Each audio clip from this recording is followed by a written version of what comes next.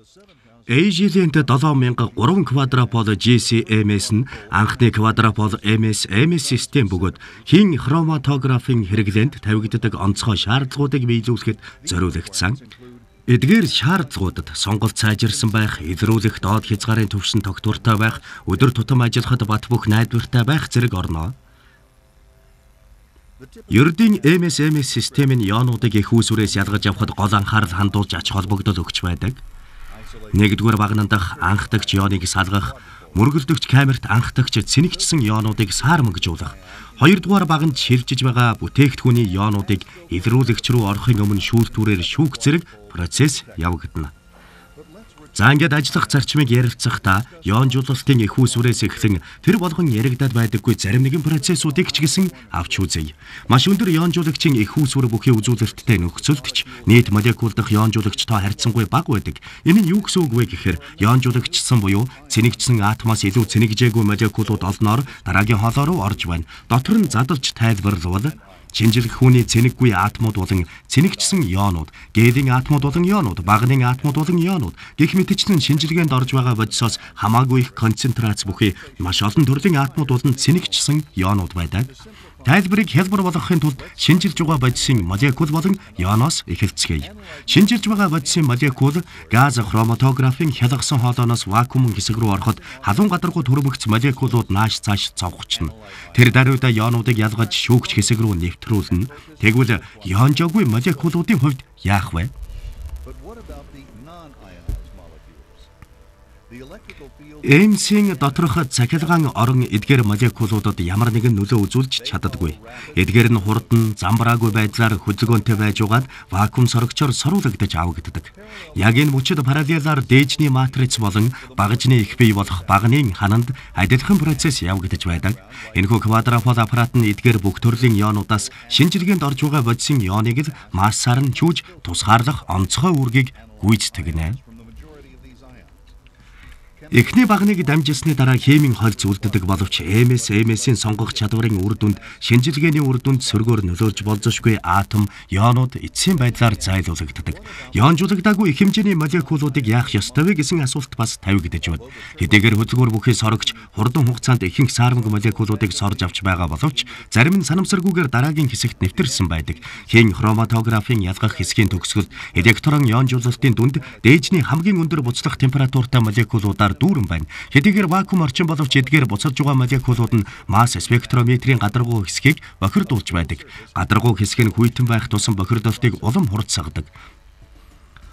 Бохирдолтын хэмжээг ярихад бид гелийн тухай мартаж болохгүй. Хүчтэй флаз гелийн ионуудын хурдан урсгал нь бас багажны болон дээжний гадаргуун хэсэг дэх молекулуудыг шатаахад тусалж байдаг. Гадаргуун хүйтэн байх тусам бохирдолтын хурд өндөр байхаас гадна үзүүлэлтийн төвшин алдагдаж байдаг. Шингэний хроматографийн хувьд атмосферын даралт яг ESI шиг байхад 100 градуст металл квадрополууд хамгийн тохиромжтой бөгөөд өргөнөөр хэрэгэлдэг. Гэхдээ хийн хроматограф MS-ийн шинжилгээний үед энэ температур дах металл гадаргуугийн бохирдох нь хурдан байдаг. AGL-д 7000-ийн хувьд өдөр тутам ажиллахад хэлбэр, найдвартай, өндөр үзүүлэлтийг найдвартайгаар үзүүлэхээс гадна бохирдолтоос зайлсхийсэн патентын эрх бүхий технологи ололттой хувилбаруудыг ашигласан. Үүнд 350 Цельс хүртэл температурт ажиллах инертийн хийн их үүсвэртэй, 200 Цельс хүртэл ажиллах чадвартай кварцын квадропол хроматограф, 35 жилийн турш масс хроматографыг үйлдвэрлэж байгаа туршлагатай AGL-д 7000 гэсэн өвөр мөц халуун кварцын масс спектрометрийг зохион бүтээсэн бөгөөд хийн хроматограф MS-д багнуудын хялгасан утсанд хүйтэн металлыг ашиглаагүй болно. Мөргөлдөх камерын хэсэгт орохоос өмнө нэг чухал процессыг нэмж оруулсныг дурдах шаардлагатай. Электрон ионжуулагчийн их үүсвэрээс маш олон тооны харьцангуй тогтвортой гелийн атомуудыг үүсгэж байдаг. Эдгээр энергийн хуримтлал ихтэй атомууд нь бусад саармаг молекулуудтай хамт замбраагүй байдлаар хөдөлгөөний урсгалд нийлэн явсаар сорогчоор татагдан зайлуулагдана. Зарим нь цааш явсаар анализаторын хэсэгт хүрч тэндээсээ хөндлөн гулд явсаар HED, EM детекторт мэдрэгдэх өндөр магадлалтай. Энэхүү 7000 загварыг хийж байх явцад инженерүүд нэгэн процессыг нээж олсон нь гээдийн хийн багахан хэмжээний урсгалыг азотын хийтэй нийлүүлэн мөргөлдүүлэх процессд оруулснаар багажны илрүүлэгч хэсэгт нэвтрэн орж ирсэн гээдийн молекулын тоог багасгах оновчтой арга болохыг тогтоосон. Энэхүү нефтийг патентжуулан хелиум квенчин буюу гээдийн агуулмжийг багасгах хэмээн нэрлэсэн.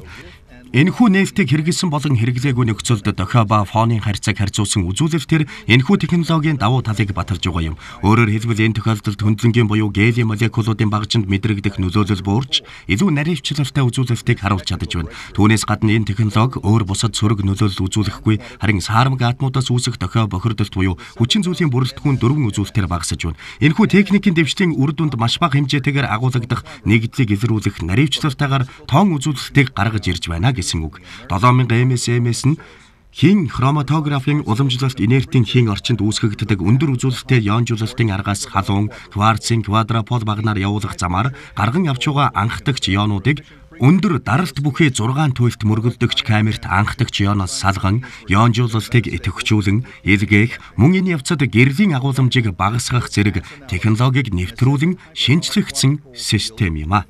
7000 системийн хувьд маш мэдрэмтгий бөгөөд тоон хэмжээлтийг найдвартай гаргах боломжтой өдөр тутмын үйл ажиллагаанд зохицсон бат бөх аналитик багаж юм.